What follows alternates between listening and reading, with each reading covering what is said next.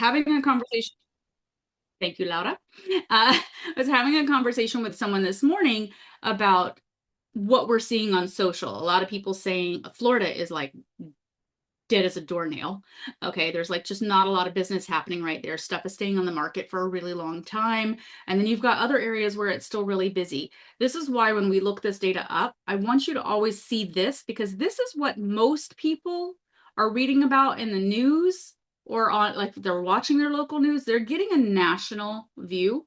So that's why I always give you both national and local because I want you to be aware of what they're hearing or seeing, which tends to make them make decisions. And it's very important for you to let them know that hyper local is more relevant to what's going on. This is still very important, but it doesn't always reflect what's happening where they want to purchase a home or where they want to sell a home, right? If that makes sense. So we saw another teensy weensy drop in the interest rate. I'm like, take the win. It's okay. So down to 6.65. And we also saw something different happen. This was interesting for me to read yesterday, which was that new construction is putting the brakes on. Now, the reason this is important is we've talked about this a lot over the last several months. New construction has been a great opportunity for people who don't want to pay this rate to be able to get a brand new home at a lower interest rate. They're offering so many incentives.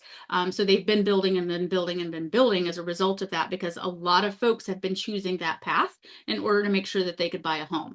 So interesting to see that they're putting the brakes on. Not terribly unusual in some areas because building does slow down. I would love to say when it gets cold, but I feel like it's hot everywhere.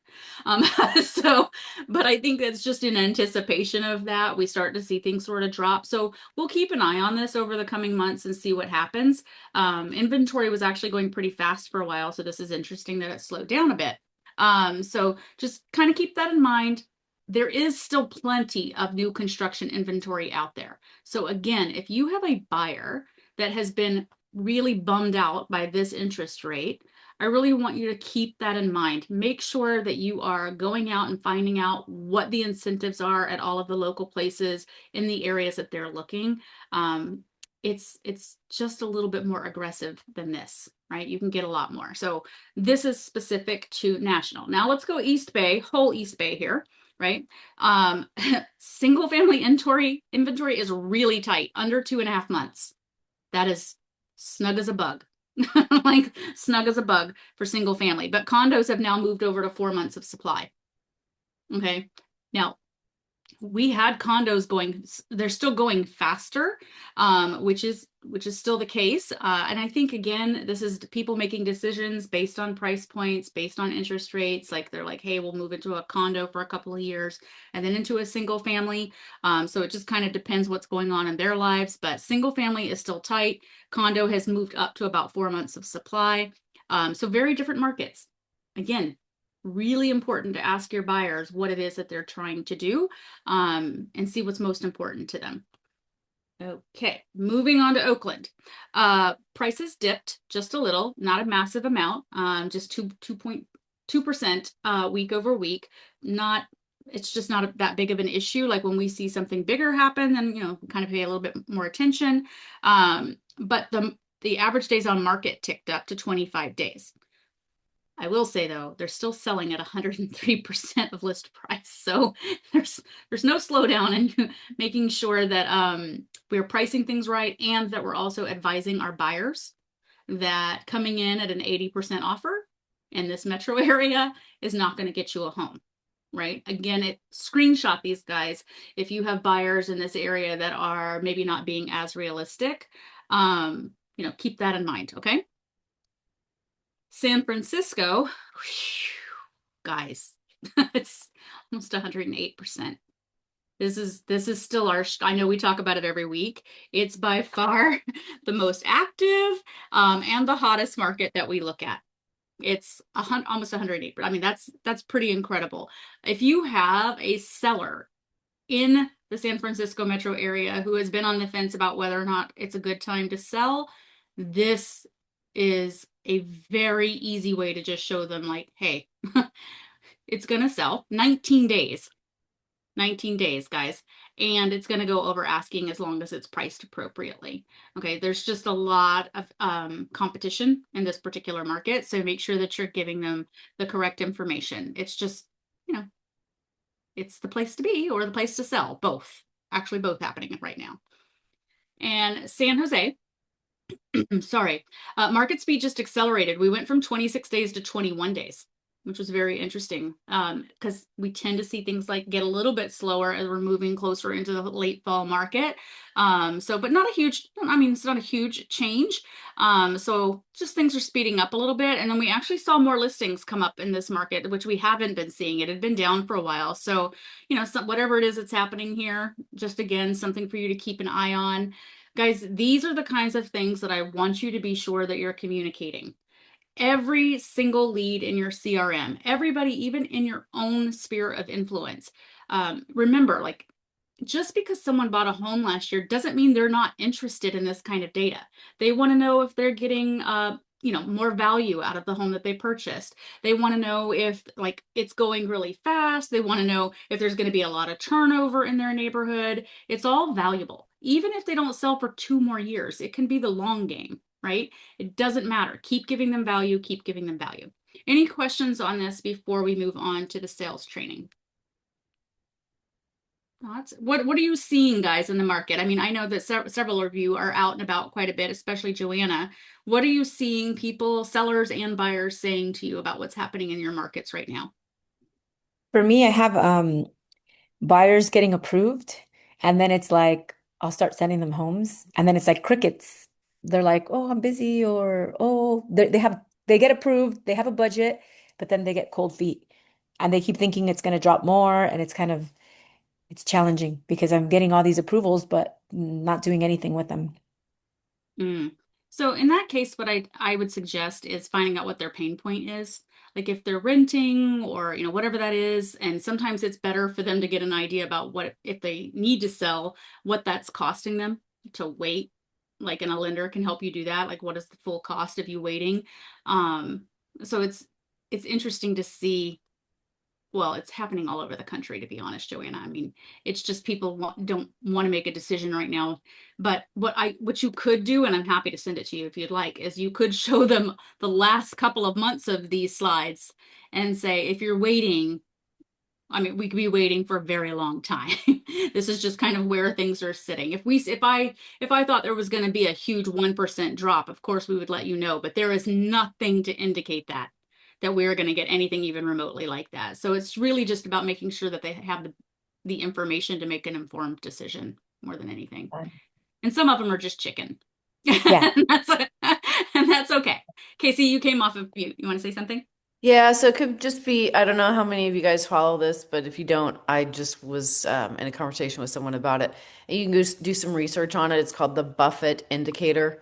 It's something that Warren Buffett does, and it is the correlation of the stock market to real estate and how that impacts what's happening in markets, both local markets and the national markets.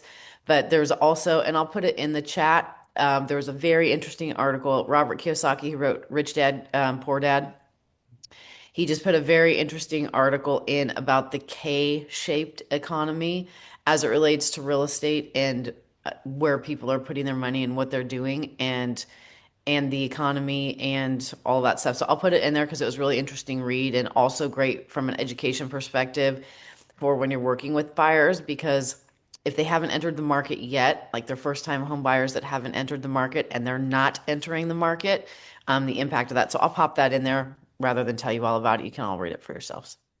Love that. I would love to read it. It's very interesting. I was watching a video yesterday on just the shift and change, and we talked about this a couple of weeks ago about that millennials are waiting until much later to buy, right? They're kind of hanging tight. And it was also about what's been happening with they're also not having babies, right? We have a lot of people who are waiting a lot longer. And so the family component of people purchasing because their family is growing has shifted.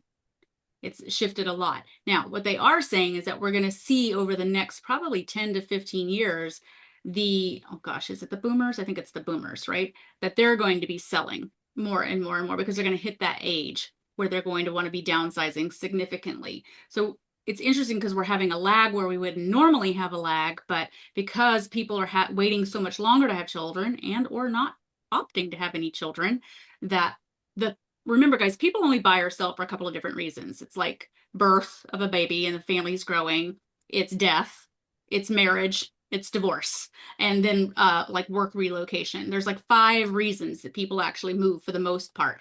It's one of the most amazing things about our job because that never really goes away. But when something shifts so drastically about the age that people have children or opting not to have children, it can impact that. It's not gone, it's just shifted, right? And it can be a significant change. So just it's so fascinating to see like how things are shifting and changing in life now, where it used to be like early 20s, people were getting married, having babies, and like growing, growing, growing. And now they're like, oh, I mean, my kids waited till they were 35, right? That's like almost unheard of in a lot of cases. So just interesting to see how that impacts how we do business. What I would tell you is like the conversation I had with someone this morning was, and he was having a conversation about the real Remax thing and how is that going to impact? And I wish we had more information about it. And I was like, who cares? I was like, it's literally a distraction. All of this can be a distraction. People are still buying and selling. Real estate will not go away. Remember that when you get caught up in all of that noise, you stop paying attention to the thing that you should be paying attention to, which is the people who are in your database and in your life and in your sphere, and having those conversations. You pay attention. Let everybody else get distracted. You're going to then get more business as a result of that. So don't let all of this stuff. I give you this information so that you can advise your clients on it, not in any sense that I'm saying, oh, this is so important, you're never going to be able to do business again. I want you to know it because you can speak to the objections that might come in and put your head down and keep selling real estate. All the rest of that, it's just noise. It's not going to change anything. People are still going to get born. People are still going to die. People are still going to get divorced. People are still going to get married, and people are still going to relocate for work. So take away from this what you can to help with clients, and the rest of it, just keep making your calls. Go get some houses into contract. Okay, today's sales training I decided to do on listing again. I try to like alter back and forth, guys. If you've noticed, like making sure that you've got some buyer training and some seller training. I love seller training for one particular reason. If you compare the average amount of time spent between a seller and a buyer as a client, it's pretty significant. On average, you spend about 5 hours with a seller. You spend about minimum 20 with a buyer. It's a much bigger investment. So when you start calculating what your hourly rate is by working with each of those off of your commission, I mean, it's a lot less on a seller. It depends. Some people really love it. Some people love going out with buyers and showing homes and doing things like that. And other people like the analytics and the savings as far as like how much time is spent on doing sellers. So today's is mastering why I should list with you. Now, this is one of those things like I want you to think about what you're putting in your toolkit about being ready for listing presentations, right? Because we're starting to see things shift into the end of this season, which is very normal, that fewer listings are coming on, you are potentially going to have more competition. You're going to be having other agents that are fighting for the same listing you are. So you have to be completely prepared for a question like this if you know that they're going to be interviewing 3 other agents, because they're trying to figure that out while they're meeting with you and with everybody else. They're like, well, why you? Right? Yes, they can go look at your Google profile. They can look at your past sales, but ultimately they're going to want you to answer the question. So this is something I really want you guys to start thinking about, practicing, and knowing that if someone says that to you as you're sitting down with them and they're like, hey, Joanna, I'm meeting with 3 other agents this week. Tell me, why should I list with you? Who feels like they have this already on lockdown? Like you're like, I got this, no problem. I have the answers. No. Okay, good. Excellent. That's why we're doing the training. Okay. So again, I want you to think this is not a question. This is them actually auditioning you. They are going to literally be staring you in the eyeballs when they ask this question. So you don't have time to practice in front of them, which is why when I give you this stuff, the very last slide always says practice and, really work on this stuff. We also know, and this is something we've talked about, actually, Anthony pulled the book up last week, or maybe it was the week before, Instant Rapport, which is one of my favorite books. It's very small. Guys, if you haven't read it, please read it. You only have a matter of seconds for someone to develop rapport with you. They're making decisions in the first couple of seconds from the time you walk in that door. This one says that they've actually started deciding in 60 seconds whether or not you're exactly the same as every other person who walked in the door, or you've set yourself apart. Okay. Instant rapport is a great opportunity for you to take, guys, you'd probably finish it in just over an hour. So if you haven't picked up the book, please do that and give yourself an opportunity to learn what they teach inside of that book. But I want you to figure out, how does your answer sound different? Okay. And we're going to go over a couple options. Please don't say I've sold 42 houses. They don't care. They just want to know if you can sell theirs. Like, really, that's what they're looking for. So we're going to dig into it a little bit here. So these are the 3 most common mistakes. Exactly what I said. Leading with years of experience. Sometimes this is going to hurt you. If you're like, I've been selling real estate for 52 years, they're like, you're old. You're not keeping up with the times. Like, maybe they don't know how to do marketing. Did they even know how to get on to any of those marketing sites? That is not going to be the answer that you want to come at, because it doesn't matter to them, and they're already making decisions based on if you say that. Like, how long I've been. Sorry, I just seen it was Casey putting in the thing in the chat. I'm trying to make sure I'm not missing anything. The next one, I love this one because someone asked me this last week. Listing certifications and designations. They don't care. They don't know what it means.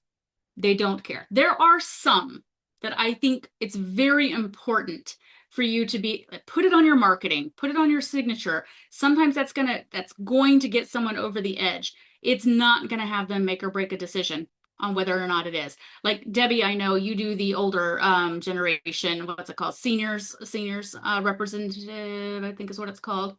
Like, in some cases, that could be really important. Let me tell you why that might work in some places. If you go to an assisted living facility and you ask to become the person that puts all of your stuff on their counter for recommendations for people, yes, they absolutely want to see that you're a senior representative. Where I will tell you that most people don't care is, like, if it's that person's child. What they're looking for is, I want to make sure that it's going to be the most amount of money so that I can continue to pay for my parents to live in the assisted living facility, right? The designation doesn't necessarily matter to them. For the older person, it probably does, because they're like, I really hope it's somebody who has patience and is caring and all of those things.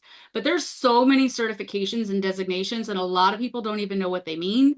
And most of us put them on the end of our signature, and it's like 3 letters. They don't know. They're not going to Google that. They're really not, guys. So don't lead with those sort of certifications and designations. I'm not saying they're not great to get. I love it when people get them as part of their continuing education. The reason I like that is because you're learning. It's not that you're just taking the same slop that we can all take for CE credit. It's that you're branching out and saying, I would like to explore other ways to gain business. So if you want to get a certification or designation, certainly do it for your continuing education. And then now you've learned something new.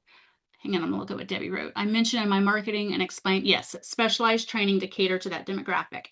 EXP offers several of them. You can do military relocation. You can do foreclosures and short sales. Like, there's all kinds of different options. It's not always going to be the thing that's going to set you apart from everybody else. Lots of people get designations and certifications. So just something to think about. And please don't say I'll work harder than anyone else. I mean, what does that even tell them? Like, not a lot. Okay. Every single person who walks in the door says that. Okay. So we're going to go over, like, does anyone want to care to share what you're currently saying when someone asks you this? It's okay if you don't, but I'd love it if somebody did. If someone says, why should I hire you and not the 3 other agents? What are you typically saying? Oh, we're saying nothing? Are we just staring them in the eyeball and we're quiet? Go ahead, Joanna.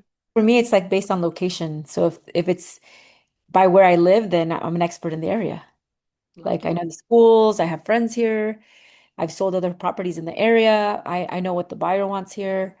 I can help you get the home ready, and just kind of letting them know that I can provide the service that they need, and I love that. be there and be quick because I'm down the street. Great. So we're going to go into that a little bit more. So thank you for sharing that. I do appreciate you doing that. Okay. So again, what they're looking for is an answer to their problem. Ultimately, they want the person, they're going to hire the person that can fix the problem. So this is why things like doing those pre-calls and really doing like a listing intake before you even show up for the appointment is really important. Because as you're asking them questions about why they're selling, tell me a little bit more about your house, where are you moving to, you're starting to figure out what the problem is. Your answer might not be the same for everybody. I love what you just said, Joanna, because you were like, it depends on the location. The answer might not be the same for everyone. The only way for you to really have a good idea is for you to ask really good questions. And I'm going to encourage you to not wait until the listing appointment to ask the questions. Do a listing intake. There are like 9,000 versions of them on the internet. Go look on Etsy. And it's basically, you're not just asking their name and their address. You're saying, how long have you lived in the home? Why are you selling? Did you do any updates? Like anything like that. Over time, they're starting to tell you a story and they're going to start telling you what that problem might be. So that's going to be the very first thing is how you're going to solve the problem. If they say, I'm relocating, that is one kind of problem. I have to sell. I'm relocating for work. Like it's absolutely necessary that I sell as quickly as possible so that I can get over here and start my new job. What Joanna just said was really important. I'm close. I can be right down the street if we get a showing, if we're doing open houses, right? Those are some things that you can think about based on what they say. Process. How are you solving the problem? Don't just say, I can fix that. Oh, I got you. No worries. Like, how am I going to solve the problem? Here's the process I have for solving that. And then the last one is, and this, if you're newer to the industry, guys, this can be a little bit more difficult, is you want to show them when you've done it before or show them that you have a partner who's done it before, if that's the case. Or I work with a group of professionals who I meet with regularly, and we can absolutely solve this problem. Joanna, it looked like you were about to say something. I actually have this listing right now that I'm working on prepping it for market in Foster City. And she wanted to speak to one of my previous clients. Ooh. So I connected her with my client and she just asked him a bunch of questions and he recommended me. And then I think that's what made her make her decision. So I love that. yeah. I love that she did that. And I love that you had somebody, and that is something you should all think about. Have a list of people that feel very confident having those kinds of conversations about their experience with you. Make sure that you have that ready so that if they say, "Hey, listen, I want to know what if you said you sold in this neighborhood before, then I want to talk to somebody who you did help and I want to talk to them about their experience and what I should expect." Make sure that you're keeping those kinds of things in your back pocket. That's part of your toolkit. So remember, it's problem, name it. Sometimes they can't name it themselves. You're going to have to infer it from that conversation. Sometimes they're just like, oh, I'm selling, I only want to downsize. Downsizing is not the problem. It's not it's like bigger than that. I love it when Casey talks context versus content. Like sometimes that content is they're like, oh, we just want to downsize. Well, there's usually like a bigger undertone, you know, underneath that. And so like figure out what that is. And sometimes it can be a little confrontational because if you have two sellers, right, and you've got a husband and a wife situation, one might be all about the move and the other one might not. So you're gonna have to like discuss that sort of problem that is gonna happen there as well. Okay, let's dig in a little bit more. So this is building your problem statement. I would encourage you to think about all of the reasons that someone might say they want to sell and start working on this and make yourself a Google document and be like, okay, if they told me this is what I would do. And if they told me this is what I would say. So like what's keeping them up at night? Is it that they need to sell right away? Is it that they think they're not going to get enough money so that they have enough to put a down payment on a new home, right? I want you to start thinking about all of these things, every objection you've ever gotten. It was something that we used to do. It took us years to do it, but it definitely came up around COVID time, was we kept, and it was on a chart in the office, and you don't have to go crazy expensive, guys. It doesn't have to be a whiteboard. Go get one of those tear off sheets. And every time you get a new objection, add it. Every time someone says you, either a buyer or a seller for a reason why they're not selling or not ready to buy, I want you to add it to it. And then you can put little check marks every time it happens again, because then you start to know which ones are the most, the ones that happen all of the time, and then start to determine how you would answer it. It's as you're newer, and I know we have a couple of newer agents here, Sometimes this is the part where we trip over our own feet or our own tongue because we're trying to answer the question in the moment and we feel like we're on the spot. This is why script practicing is so important. And most people hate script practicing. It's not so that you just sound like a robot. It's so that you can answer these kinds of things with confidence and certainty, and that you've practiced it enough that you're not sitting there like a deer in the headlights. Right? Because I mean, exactly that happens. They say, oh, well, what's going to make you different than everybody else? And you're like, notice the big long pause. It was really uncomfortable, wasn't it? That's really uncomfortable live and in person. So start practicing. What keeps sellers up at night? This is one of the biggest ones right now, is am I going to leave money on the table? How long is this going to take? Especially if they're in one of those markets, like I said, Florida, right? So the conversation I was having yesterday, it's been on the market for 2 months. They feel like it's accurately priced. They've had one showing. Like, like you need to be honest as well. And it's important not to overpromise and underdeliver. So answer these kinds of questions. Don't tell them what you think they want to hear. I'm going to tell you, if you actually tell them the truth, you're doing so much better than everyone else that they might be interviewing. And they're like, oh, you know what? I have a cousin who's in real estate who's told me that that's not accurate, right? Remember, they could be asking someone else from another market to go and find out this information for them. And if that's the case and you just lied to them, oh, yeah, I could totally get that house sold in 2 weeks. I want you to imagine what that's going to do to your credibility in that moment. Tell them the truth, practice and know what to say. And this is something that this is fairly common given how many real estate agents there are in the marketplace.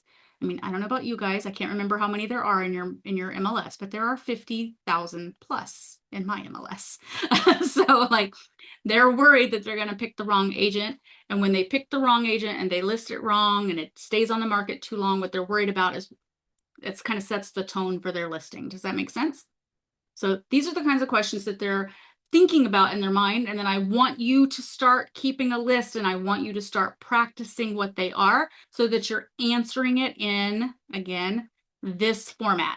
So take each one of those if you'd like, and then sit down and go problem, process, what process would I use to solve that problem, and then prove it from a past sale, who you're working with, an experience that you had of your own, whatever it is. So those are the 3 things. For every one that you get an objection, it's going to be problem, process, and proof.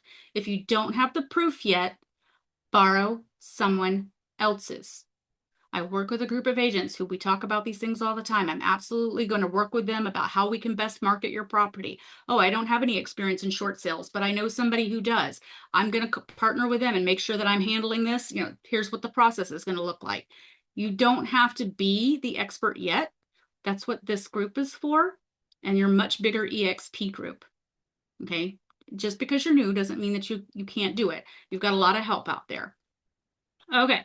So again, in this process statement, I love this one.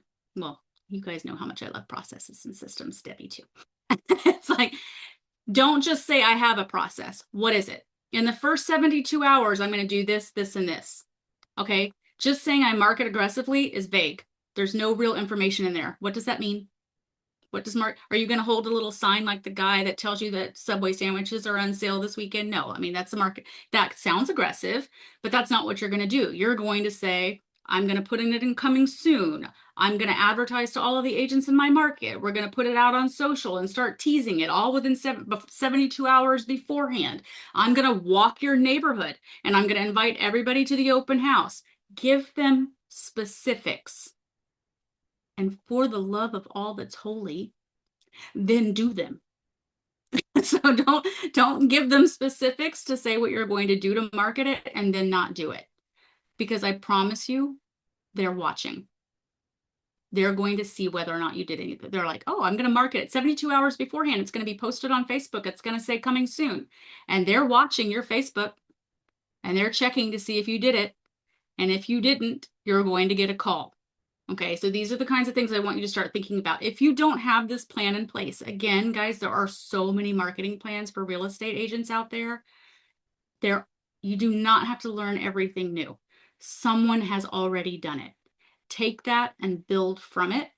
and say what you're willing to do and what you're not willing to do. Some people aren't willing to do personal invitations and walk around and invite the neighbors. Okay. If that's the case and you don't want to do the walk, I mean, let's be real, in Texas, that means you're going to have a heat stroke after the first half an hour. Say, instead, I'm not going to do the walk. I'm going to get on Red X and I call 100 people around your listing and I personally invite them. Okay, there are options. You don't have to knock everything off the list.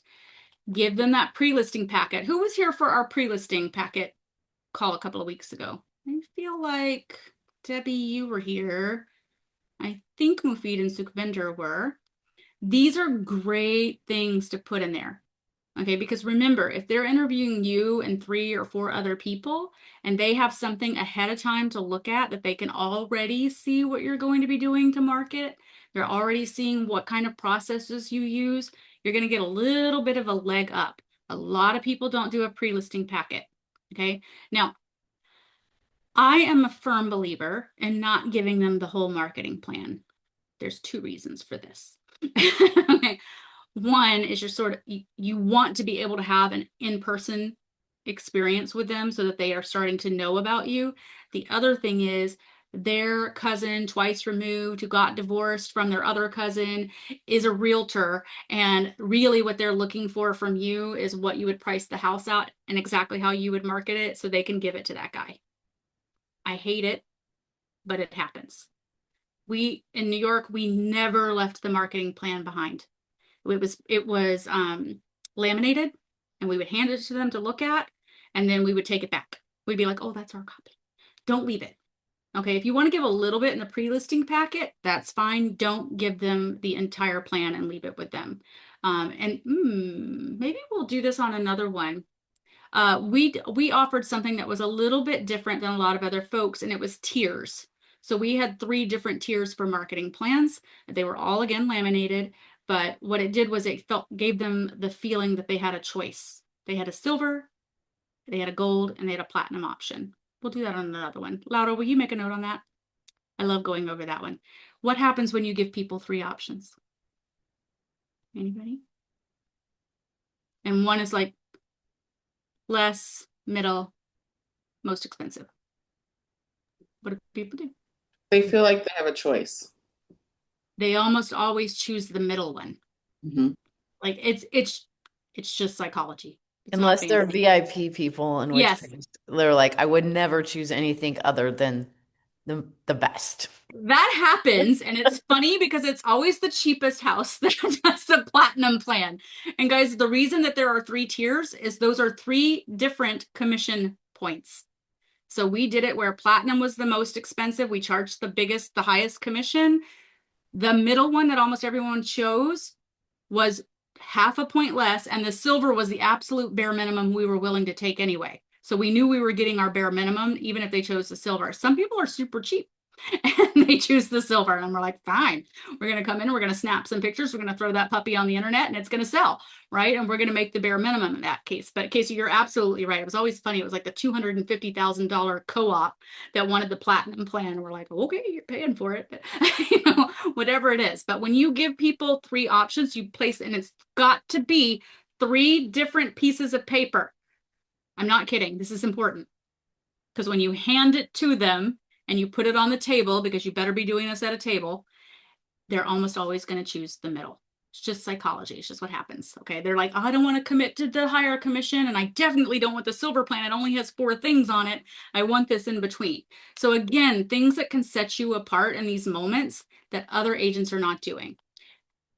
Communicate what your communication system is. We talked about this 2 weeks ago. How often are you calling them, and what day?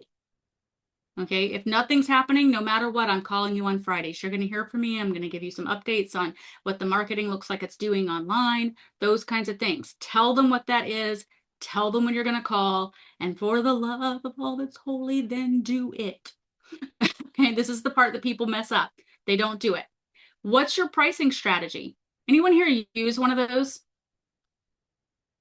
I'll have to find one. Hang on, I'm going to make myself a list. A lot of times when you see this in someone's listing packet, it looks like a bullseye. Has anyone seen that? Yeah. So it's got like, if we list your home and 2 weeks later, we don't have any showings, it's a price improvement. If we have showings after 3 weeks, but no offers, it's a price improvement. Like you're giving them that in advance. That's a pricing strategy. Hey, Mr. and Mrs. Seller, we know that this is the kind of behavior that warrants a price improvement. If people are coming in, the feedback says that they like the house, but they're not making an offer, price improvement, right? If they're coming in and that we're getting offers and they're all lowballed, price improvement. That's a strategy. Don't just be like, hey, I think we're going to list it for about $800,000. I don't know. That seems to be like what people are listing it at. And the seller says, I want 900,000. You have to be prepared to have that kind of conversation. So make sure that you're putting all of this in there so that if they ask you this question, you say, oh, let me just flip to this page. Hang on, I have a whole, let's talk about it. Let me show you what my strategy is so that you know in advance what to expect. If we've had these showings, you're going to hear from me on that second Friday, and we're going to be talking about improving the price. Okay, let's just go ahead and talk about that now. Right, way more than what most people are doing. Okay, last thing, well, we've got a couple of them, but this is really like the end piece. So again, build the proof statements, every objection you can think of. If you don't know what to do, guys, this is going to be one of those opportunities that most people still aren't using. Use AI. If you didn't know that you can script practice with AI, I'm going to tell you that right now. Go into AI and say, hey, listen, I was in this meeting today and Selina was telling me there are all of these objections that sellers will get for why they should choose me versus everyone else. What if they tell me, oh, they don't think I've sold enough listings? What can I say? Turn it on so that you have the voice back and forth. Let it say it back to you and then say, thank you for that. Now let's practice. Say it back and say, then grade me on how well I did. It's going to tell you, did you say too many ums? Were there too many pregnant pauses? You got that part wrong. You said something completely different than what I told you to say. And then keep practicing with the AI. If you are embarrassed or you don't have somebody in your life that's another agent that you feel like you can sit there and script practice with, please use this tool. I'm doing it in my car. I have Grok, and it wasn't script practicing for this. It was that I was getting ready to yell at people at my kid's house for construction. And I was like, I'm really angry and I want it to come out less angry. And so my car practiced with me on the whole 45-minute drive down there until I had settled down enough to get what I wanted to say across, where it sounded a little bit more calm. So please use AI in this way. So build the proof statements. Remember, you're giving them 3 things. Hang on, I'm going to go back here to make sure you see it. Name the problem. Describe your process for solving the problem, and then some sort of proof. I love what you did, Joanna. I love that they asked you for someone, you went and you found someone. That's your proof. That's part 3. Hey, listen, absolutely. Let me call this person that I did this with, and I'm sure they're going to tell you about their experience. That's proof. Start building your little toolkit about what all of this looks like. Okay, 60 seconds, please. Don't make it a like Hamlet level soliloquy. This is not Shakespeare. This is like supposed to be a very quick answer. Okay. At this point, you're just going to say, Mr. and Mrs. Seller, what I hear from you is that you're concerned that you're not going to sell the home for enough money to be able to purchase another one. Is that correct? That's the very first thing. And they say, yes, that is actually our problem. Great. Let me explain to you how I can help you with that problem. You've already identified the problem. Here's my process, right? Name it. And here is my proof. I had something like this happen just 2 months ago. Mr. and Mrs. Seller at 123 Main Street had the same fear. This is what we did. I showed them the marketing plan. I talked to them about price improvements if we felt like the market wasn't showing us that the price was right. And by week number 2, we lowered the price by the agreed upon amount. And the next week we had an offer. That wasn't even 60 seconds, I don't. So very, very fast.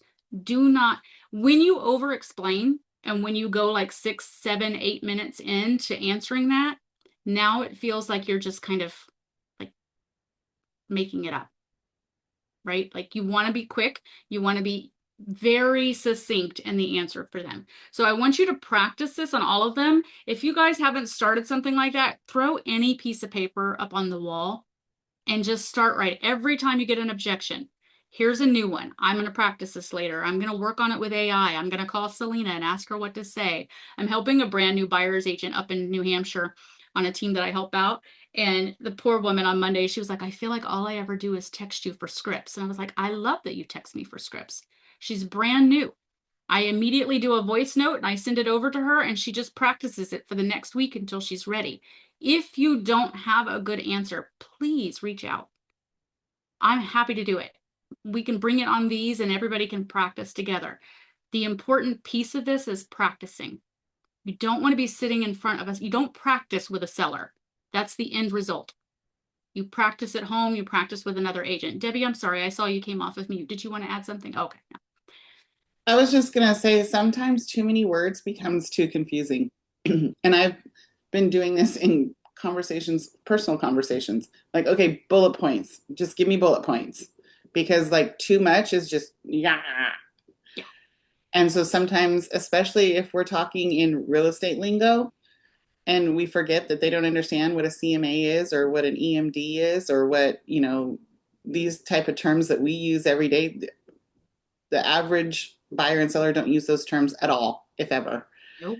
So sometimes we forget that in our conversations. So I try to do bullet points so to bring it all to like the bare minimum, but still with the context that you need, and then go from there. I love that. Remember as well, guys, is that everybody that you're sitting in front of is very, very different in their language style, their personality style. And like it's easier to get the 60 seconds out. Let them ask questions if they want more details, right? They will.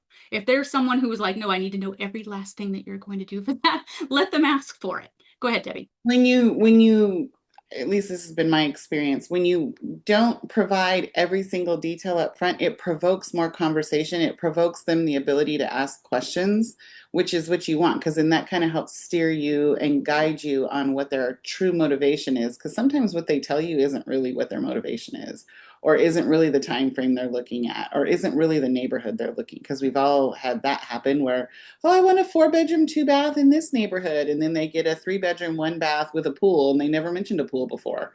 And so I think being a little bit vague on purpose helps provoke that conversation, if it's done correctly.